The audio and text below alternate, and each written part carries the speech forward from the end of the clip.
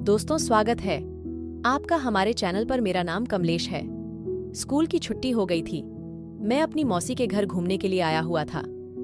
जब मैं घर पहुंचा तो मौसी ने चाय नाश्ता बना लिया था और मेरा इंतजार कर रही थी। मौसी बोली, कमलेश जल्दी से चाय नाश्ता कर लो।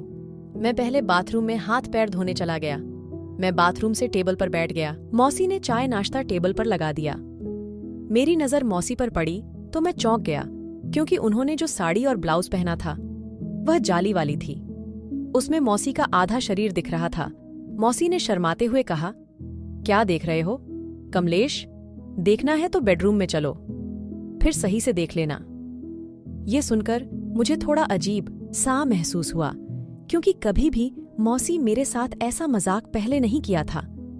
मैं सोच में पड़ गया कि मौसी को आखिर क्या हुआ। मैंने किसी तरह से खाना वाना खाया और बाहर निकल गया घर सोने के लिए।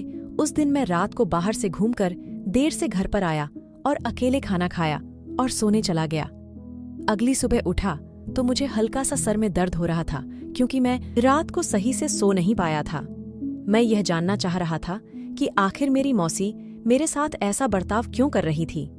मैं जितना भी सोचता उतना ही उलझ। मैंने दोपहर का खाना खाने के बाद अपने कमरे में आराम कर रहा था। अचानक से मौसी ने आवाज लगाई।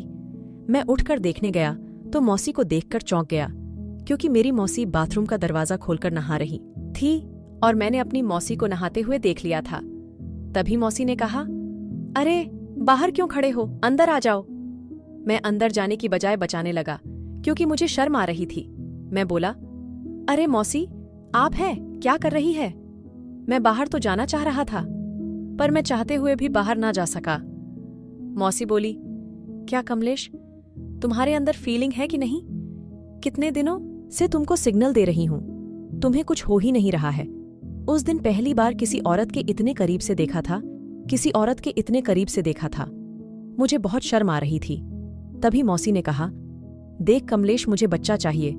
तेरे मौसा के अंदर बच्चा देने की क्षमता नहीं है। मैं बोला, पर मौसी इस तरह से करना तो पाप है मौसी। मुझे खानदान चलाने के लिए औलाद तो चाहिए ना।